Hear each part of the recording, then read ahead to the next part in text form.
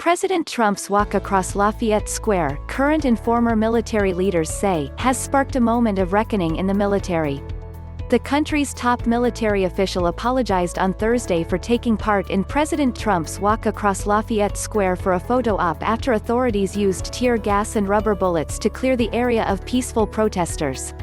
"I should not have been there," General Mark A. Milley, the chairman of the Joint Chiefs of Staff, said in a prerecorded video commencement address to National Defense University. "My presence in that moment and in that environment created a perception of the military involved in domestic politics."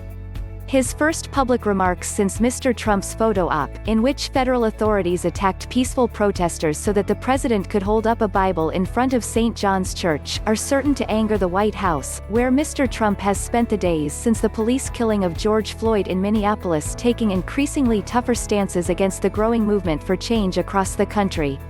On Wednesday, the president picked another fight with the military, slapping down the Pentagon for considering renaming Army bases named after Confederate officers who fought against the Union in the Civil War. The back and forth between Mr. Trump and the Pentagon in recent days is evidence of the deepest civil-military divide since the Vietnam War, except this time, military leaders, after halting steps in the beginning, are now positioning themselves firmly with those calling for change. Mr. Trump's walk across Lafayette Square, current and former military leaders say, has sparked a critical moment of reckoning in the military. "As a commissioned uniformed officer, it was a mistake that I have learned from," General Milley said. He said he had been angry about the senseless and brutal killing of George Floyd, and repeated his opposition to Mr. Trump's suggestions that federal troops be deployed nationwide to quell protests.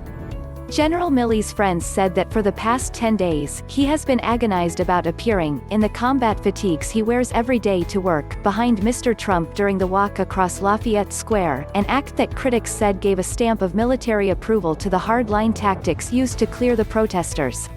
The general believed that he was accompanying Mr. Trump and his entourage to review National Guard troops and other law enforcement personnel outside Lafayette Square, Defense Department officials said. In the days after the photo op, General Milley told Mr. Trump that he was angered by what had happened. The two had already exchanged sharp words last Monday when General Milley engaged the president in a heated discussion in the Oval Office over whether to send active duty troops into the streets, according to people in the room. General Milley argued that the scattered fires and looting in some places were dwarfed by the peaceful protests, and should be handled by the states, which command local law enforcement.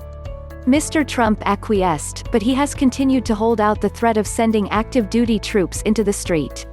Last week, Defense Secretary Mark Esper called a news conference to announce that he, too, opposed invoking the 1807 Insurrection Act to deploy active duty troops across the country to quell protests, a line that a number of American military officials say they will not cross. The president, aides say, has been furious with both Mr. Esper and General Milley since then.